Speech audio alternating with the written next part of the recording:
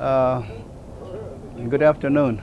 My name is Mike Wilson, and David Garcia and I drove in from Tucson to share information with the Tohoo Legislative Council about the international incident that happened last Friday at the San Miguel Gate. What is in question is the loss of Tohoo land on the Mexican side of the international border to a Mexican ranching family, supposedly the Pesqueda family, which it sounds like they bought a lot of land immediately on the Mexican side of the international border.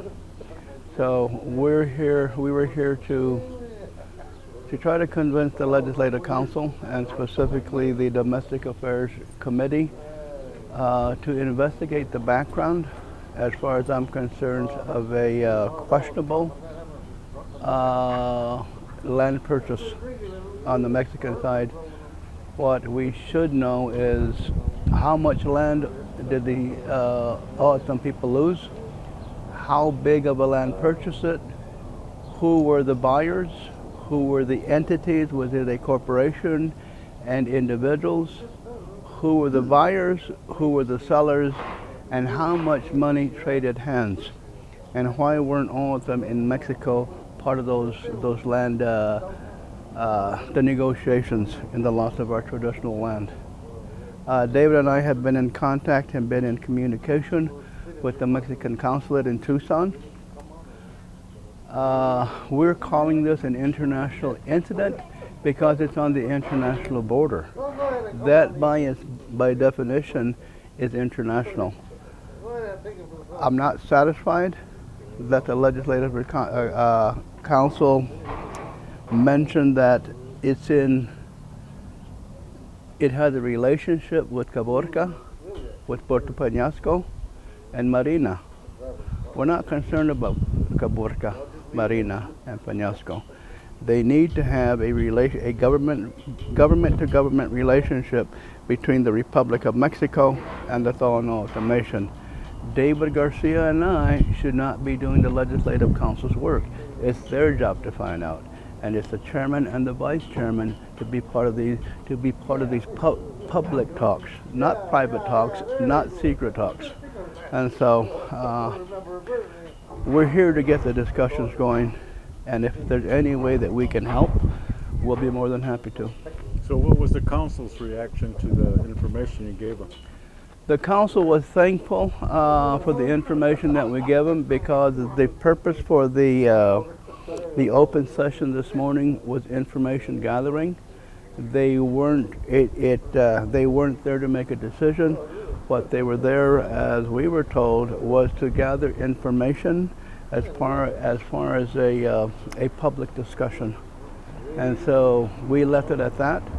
We shared what information we had because we were witnesses to what transpired at the San Miguel Gate.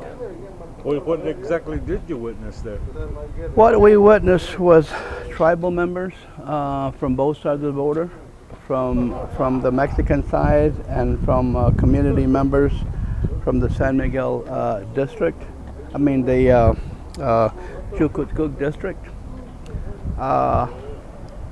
Took down the fence, took down the barbed wire fence, took down the fence post, and took down 3 signs that had been put in the ground because they saw that as a illegal international barrier for the transit of all of them to and from Sonora to Arizona, and both ways it was a unnecessary and probably illegal putting up an international barrier on an international border without consulting tribal people. So these people on the Mexican side put up this?